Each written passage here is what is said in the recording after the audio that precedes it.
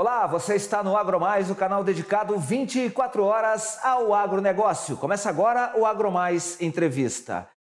No programa de hoje, nós vamos falar sobre o mercado de etanol no Brasil e também no mundo. E como você sabe, no início deste ano, a safra 2021-2022 começou exatamente o contrário do ano passado. Os preços do etanol começaram em alta e para entender um pouco mais sobre as perspectivas atuais e também para o futuro, nós convidamos para o programa de hoje o Guilherme Belotti, ele que é gerente da consultoria de agro do Itaú BBA e que está aqui conosco. Guilherme, muito obrigado pela sua participação aqui no nosso programa. Boa tarde, Leandro. É sempre um prazer estar aqui com vocês. Prazer é todo nosso, Guilherme. Deixa eu começar, Guilherme, pelo começo, quer dizer, para a gente compreender o cenário atual, quais são os elementos que foram postos para que a situação começasse no nível melhor do que ocorreu no ano passado? Aqui nós temos uma conjunção de fatores. Acho que o primeiro deles é que no ano passado, a despeito da redução do consumo de combustível de ciclo Otto e, consequentemente, de etanol, o setor energético aqui no Brasil acabou tendo a oportunidade de maximizar a produção de açúcar, porque os preços do açúcar se mostraram mais atrativos, e isso acabou fazendo com que nós tivéssemos estoques de passagem para esse início de safra bastante baixos.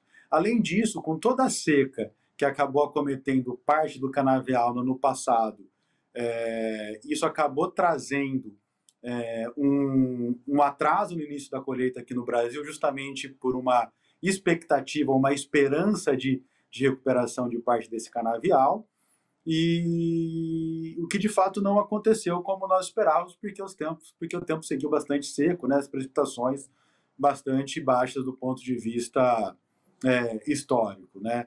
E com isso, né, então, além desses estoques vindo baixo, o começo mais lento da safra aqui no Brasil, nós temos também uma redução gradual aqui do isolamento social, né, consequentemente um aumento da demanda por combustíveis aqui no Brasil, e isso acabou encontrando um mercado com a disponibilidade de etanol um pouco menor.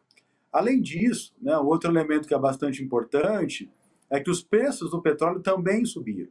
Então, essa combinação de preço do petróleo no mercado internacional, atrelado ao câmbio ainda depreciado, isso fez com que os preços da gasolina aqui subissem. Com os preços da gasolina subindo, os preços do etanol também sobem. E por isso que nós temos hoje preços do etanol hidratado, que é aquele que vai diretamente nos tanques de combustível aqui no Brasil, eles estão sendo cotados hoje aí ao redor de R$3 em Paulínia, ao passo que no mesmo período do ano passado era na casa de R$1,40, R$1,50. Quer dizer, mais do que 50 por mais do que o dobro do valor, né? Agora, o que você falou aí em termos de razões, a gente tem uma que é muito bem explicada, que é a velha regra da economia, quer dizer, oferta e demanda. Na medida em que você tem um estoque mais reduzido, você tem uma tendência de aumento da demanda por força da recuperação econômica, é muito fácil da gente conseguir explicar exatamente a pressão sobre esses preços. Aí eu vou te perguntar daqui a pouquinho como é que a gente vai sair dessa situação neste momento. Agora, explica melhor para a gente, Guilherme, qual é exatamente a influência que tem o preço do petróleo sobre o preço do álcool, uma vez que a matéria-prima, o insumo, na verdade, ele é totalmente distinto, né? Tem origem distinta. Perfeito, Leandro. Aqui nós temos que ter em mente que o hidratado ele é um substituto à gasolina, né? Portanto, os preços da gasolina naturalmente acabam influenciando os preços do hidratado. E o preço da gasolina, como é que ele é formado aqui no Brasil? O preço da gasolina, né, desde 2017, ele é influenciado pelas cotações internacionais da gasolina, que por sua vez dependem das cotações do petróleo. Então, o que acontece hoje no Brasil é que os preços locais da gasolina nada mais são do que uma paridade com os preços, com a importação da gasolina internacional. Então, com o preço do petróleo subindo, né, na recuperação da economia global, e na oferta disciplinada dos países da OPEP+, aqui, que envolve os países da OPEP e dos outros principais exportadores, a gente tem os preços do petróleo hoje oscilando na casa de 70, 75 dólares por barril, combinado com o câmbio, isso tem feito com que os preços da gasolina importada aumentassem. Os preços da gasolina importada aumentando fez com que os preços nas refinarias aumentassem, consequentemente foram transmitidos para os preços na bomba. O preço da bomba da gasolina aumentando, ele eleva os preços do etanol pelo efeito de substituição, porque aumenta a demanda na margem aqui do etanol como um todo. E isso, consequentemente, acaba mexendo aqui nos preços recebidos pelas usinas produtoras de etanol no Brasil. Uhum. Quer dizer, a gente está vendo aí que tem uma relação muito íntima entre cotação açúcar, cotação preço do petróleo no mercado internacional para a definição do preço interno do etanol, que é um substituto do combustível da gasolina. Também há aquele fator que há a necessidade das usinas definirem com um pouco de antecedência a destinação da moagem. Quer dizer, se ela vai para o álcool ou se ela vai efetivamente para o açúcar. A tendência que vocês perceberam aí das refinarias é de que haja uma destinação maior para a produção do etanol neste momento. Exatamente. Isso aconteceu, na realidade, ao contrário. Ano passado, nós já tivemos aí uma maximização da produção de açúcar, né? E como os preços do açúcar estavam bastante elevados e seguem elevados ainda, as usinas acabaram antecipando aqui as fixações de açúcar e, consequentemente, entraram a safra 21-22 aqui com uma rigidez de mix, né? Com uma possibilidade de arbitrar entre açúcar e etanol muito menor. Então, esse ano, né, no ano safra 21-22, a nossa expectativa é que nós tenhamos mais uma safra, mais uma temporada de maximização da produção de açúcar, né? E soma-se a isso, né, o legado da seca do ano passado, e que ainda estamos vivendo esse ano, na produção de cana-de-açúcar aqui disponível para as usinas, né, que devemos ter aqui nas nossas contas aqui uma quebra de pelo menos 10%. Estamos falando aqui de uma produção num volume moído do Centro-Sul ao redor de 560 milhões de toneladas, né, ao passo que no ano passado a moagem total foi de 605 milhões de toneladas. Então, isso acaba resultando em uma equação em que nós temos um volume menor de cana-de-açúcar, né, e apesar desse volume menor, você tem esse aumento de cana indo para a produção de açúcar como um todo, para a produção de adoçante, o que deixa, né, o montante destinado à produção de etanol menor, e é por isso que no nosso cenário nós trabalhamos aí com uma oferta de etanol esse ano mais enxuta em relação ao que foi observado no passado, o que acaba encontrando agora muito a reboque aí dessa recuperação da economia local. Nós temos observado aí sinais de aceleração da economia brasileira. Isso, por sua vez, acaba puxando o aumento do consumo de combustíveis, e é o que tende a deixar aí o balanço de etanol bastante apertado. Provavelmente vamos virar o próximo ano safra, iniciar o próximo ano safra com volumes de estoques novamente baixos. Eu quero falar com você um pouquinho daqui a pouco sobre essa questão do comportamento atual que a gente pode esperar efetivamente durante aí o comportamento durante o processo de colheita e a recomposição dos estoques que a gente tem, na medida em que também nós temos como diz o ministro Paulo Guedes, uma retomada em V do crescimento econômico. Depois a gente, inclusive, vou perguntar para você se você concorda com isso, né? Porque tem que ver se de fato há essa retomada efetiva, porque isso implicaria em outros elementos. Mas antes eu queria falar um pouquinho sobre essa questão da cotação do dólar. Eu vi que o relatório também toca nessa questão e isso é muito importante. A tendência é que o patamar fique aí em torno dos R$5. Já há uma perspectiva inicial do mercado lá no início do ano e a expectativa, a gente chegou agora no mês de julho, é de que isso de fato se confirme, né, Guilherme? De fato, aqui a previsão da taxa de câmbio é um exercício bastante hercúleo, né? O que, geralmente, quando nós fazemos essa previsão, a grande probabilidade que nós temos é que nós vamos errar. Agora, de fato, há um cenário de possível apreciação da taxa de câmbio. Em um cenário de apreciação de taxa de câmbio, se isso de fato acontecer, né, embora nos últimos dias a gente viu o câmbio aqui se desvalorizar de maneira bastante forte, mas caso ocorra aí uma apreciação, uma valorização do real em relação ao dólar, o que isso tende a fazer, né, é reduzir os preços de paridade de importação de gasolina, né, o que por sua vez tende a impactar o preço na bomba da gasolina e, consequentemente, baixa nos preços do etanol. O que nós temos hoje é que uma valorização do real, na margem, ele tende a impactar, tende a trazer preços menores do etanol aí pago pelo consumidor brasileiro e também pelo etanol que é recebido pelos produtores do biocombustível. Guilherme, então, fazendo aquela abordagem anterior, a gente entrou então com os estoques bastante baixos, temos aí um processo de moagem, de transformação da cana-de-açúcar, de colheita, com um impacto muito forte, que você mesmo já falou, do clima, da seca, sobre a produtividade aí das lavouras, e a gente tem um processo de retomada da economia que a tendência, por causa da queda muito brusca, de fato ela tem uma retomada, uma alavancagem aí talvez um pouco mais forte neste momento aí da economia. A questão toda que fica a recomposição dos estoques, a oferta, na medida em que a gente de fato se confirma essa retomada do processo econômico, da atividade econômica ao longo desse ano, teria condições de acompanhar efetivamente este crescimento econômico, a oferta, e ao mesmo tempo não sofrer tanta pressão, na medida em que, se isso acontecesse, a tendência seria de uma pressão ainda maior sobre os preços, né?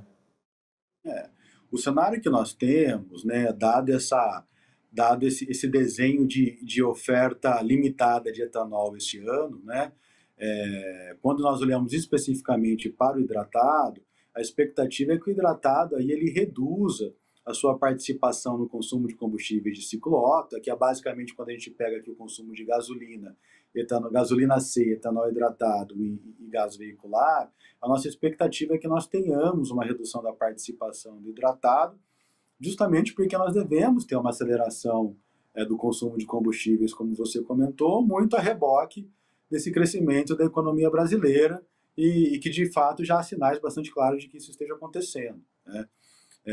Então, a gente acha que ao longo dessa safra, dificilmente, né, nós teremos aí uma possibilidade de ter uma oferta de etanol de hidratado, né, para manter a participação do biocombustível na matriz de combustível de ciclo Otto, né?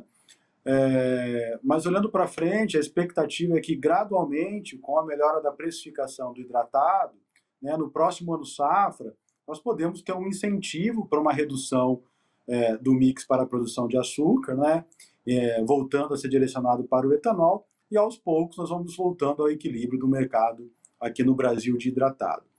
Agora é importante comentar, Leandro, que a despeito desse cenário de menor volume de cana disponível, né, de maximização de mix para o açúcar, e consequentemente menor volume para ser destinado à produção de etanol, para a produção de etanol anidro, que é aquela que é misturada a gasolina A, que depois vira gasolina C, e que é consumida nos postos de combustíveis também, o abastecimento é super garantido, né? O que nós vemos hoje é um setor bastante comprometido aí em fazer frente aí à mistura de 27% do anidro na gasolina A. Guilherme, outra coisa, se na medida em que o álcool misturado à gasolina, você tem aí uma relação em que há uma tendência de recuperação, por outro lado, o biodiesel, a médio e longo prazo, como você mesmo falou para a gente aqui, por outro lado, o biodiesel ele vem muito pressionado hoje por causa dos preços da cotação internacional dos grãos, basicamente do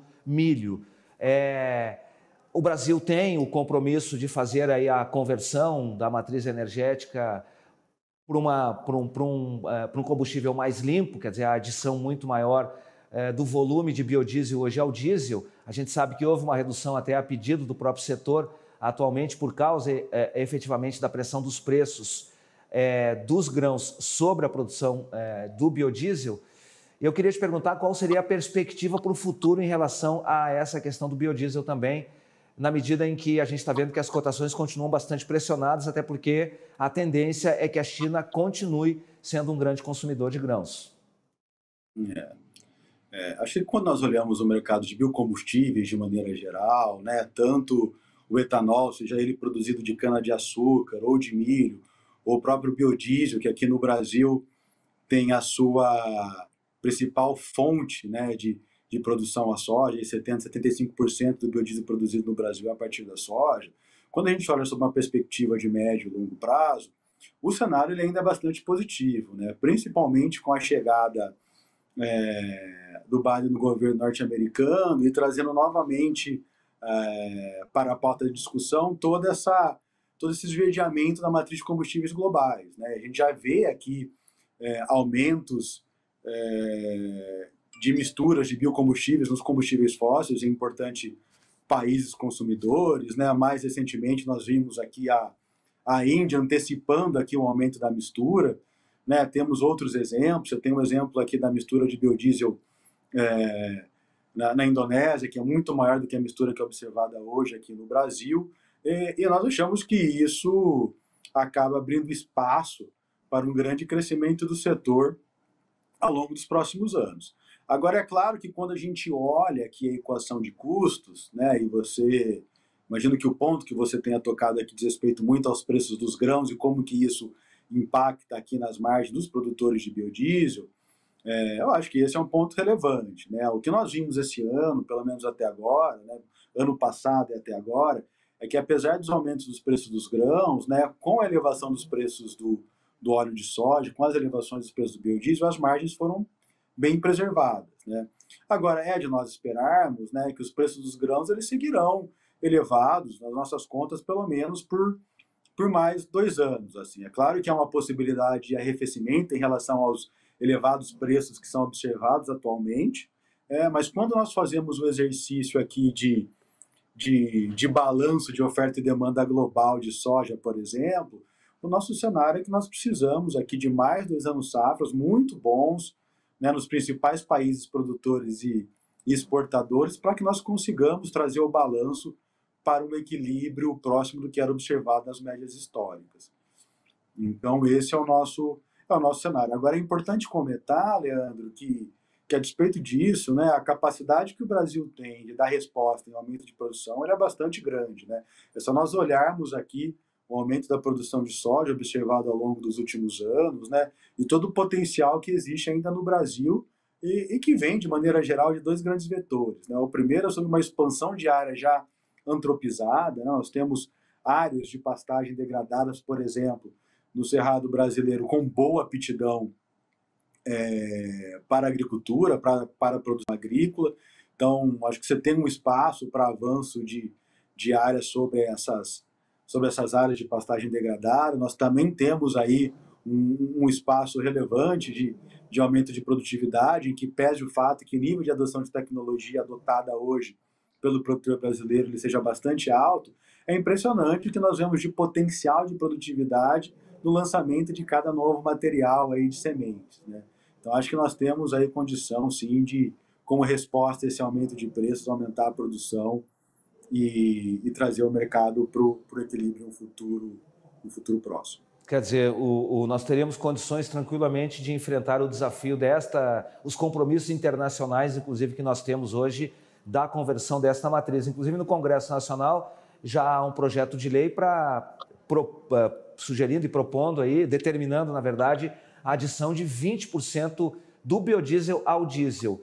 Na sua opinião, isso seria factível em curto prazo, sem um impacto tão significativo nos preços?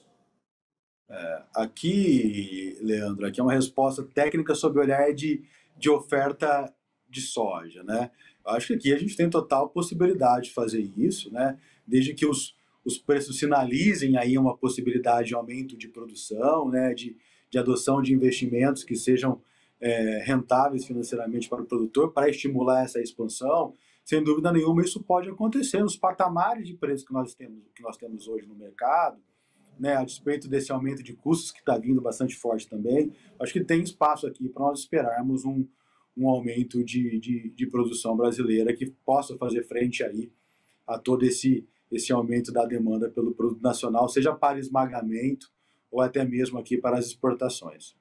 E o setor tem se mostrado bastante consciente que foi a pedido dele mesmo que houve a redução da adição neste momento específico do biodiesel ao diesel, exatamente para dar uma aliviada nessa questão. Foi um pedido do próprio setor. Mas também tem uma notícia aqui que abriu a possibilidade de os Estados Unidos, Guilherme, diminuir a mistura do etanol, a gasolina e também do biodiesel ao diesel. Isso deve acontecer lá nos Estados Unidos. A tendência é que isso de fato seja confirmado. E a gente pode achar que é uma decisão isolada que diz respeito única e exclusivamente ao governo norte-americano e ao mercado interno. Mas isso vai ter efeito aqui no nosso mercado nacional também, né? Acho que assim, primeiro, Leandro, é importante ter no radar que nos parece que assim como aconteceu aqui no Brasil, né, que houve uma redução da mistura aí de 13% do biodiesel no diesel para 10%, que é algo momentâneo, né? Isso não é algo que tende aí a desviar o curso do mercado de esverdeamento das matrizes de combustíveis líquidos, né? Agora, dito isso, né, no curto prazo, uma redução, por exemplo, do consumo da mistura de etanol nos Estados Unidos, né, isso pode reduzir os preços de etanol lá, consequentemente, dependendo da magnitude dessa queda, isso pode fazer com que a importação de etanol passe a ser atrativa aqui para o Brasil, e isso poderia colocar um teto sobre os preços do biocombustível negociado domesticamente.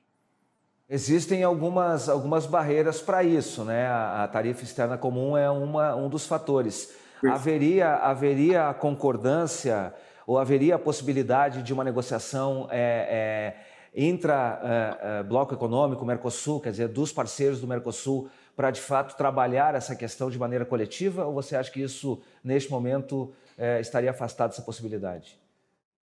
Aqui é até muito difícil opinar sobre essa ótica de negociação multilateral entre o Mercosul e os Estados Unidos, mas aqui, da maneira como nós enxergamos o mercado, nós sim levamos em consideração, para fazer esses cálculos de arbitragem, né, de possibilidade de importação, essa tarifa de importação. E hoje, Leandro, levando em consideração preços atuais, câmbio e essa tarifa, os preços de etanol teriam que descer, cair de maneira bastante significativa para que nós tivéssemos janelas de importação considerando os preços atuais que são negociados de biocombustível aqui no Brasil. Ô, Guilherme, para a gente fechar assim, essa conversa, pelo que eu compreendi de maneira global, quer dizer, o mercado de etanol, perspectiva de médio e de curto, médio e longo prazo, a gente pode dizer que é bastante positivo, né? Não, perfeito. Nós temos aí do ponto de vista de preços, né, um cenário bastante alvissareiro para o setor, dado o balanço apertado, né, tendo em vista aí a oferta limitada e o crescimento do consumo de combustíveis como um todo. Olhando para frente, tem toda essa narrativa aí de esverdeamento da matriz de combustíveis líquidas no mundo, que na margem é favorável ao Brasil. É importante comentar também que, principalmente no âmbito da produção de biocombustíveis, desde o ano passado, nós temos aqui no Brasil o programa RenovaBio sendo implementado, né, que traz o reconhecimento do setor como um todo para a externalidade positiva vinda do biocombustível, né? Hoje nós temos aí, através do programa RenovaBio, a negociação de certificados de descarbonização, que são os CBIOs, que também é um elemento que tende a estimular aí a produção de biocombustíveis locais. E é uma matriz que na verdade, envolve a cadeia toda, porque um dos dados que eu vi é que mais da metade, não mais da metade, mas uma boa percentagem aí da produção de grãos que vai para a transformação em biodiesel, ela sai inclusive da própria agricultura familiar, né? Quer dizer, você pega aí toda a cadeia produtiva, incluindo pequenos, médios, grandes produtores, no fim das contas, né? Perfeito. Ele é um programa que, em sua essência, né, ele tende a trazer, de maneira geral, mais estabilidade para o setor como um todo, né, através desse reconhecimento da externalidade positiva, através desse reconhecimento da redução da emissão de gases de efeito estufa com a utilização de biocombustíveis aqui no Brasil. Maravilha, Guilherme. Eu agradeço demais a gentileza da entrevista aqui. Eu acho que ela foi bem esclarecedora. A gente mostrando aí que, de fato, o mercado de etanol para o futuro ele é bastante promissor e com não tanto impacto negativo na bomba de gasolina, quer dizer, um equilíbrio que, pelo que eu compreendi aqui da nossa conversa, é possível de ocorrer a médio e longo prazo, não é isso? Muito obrigado pela gentileza da entrevista, viu, Guilherme? Imagina, Leandro, é sempre um prazer estar aqui com vocês. Um grande abraço. Um abraço, foi um prazer todo nosso. Para você que esteve conosco, muito obrigado pela atenção, pela companhia e a gente se vê. Até mais. Tchau.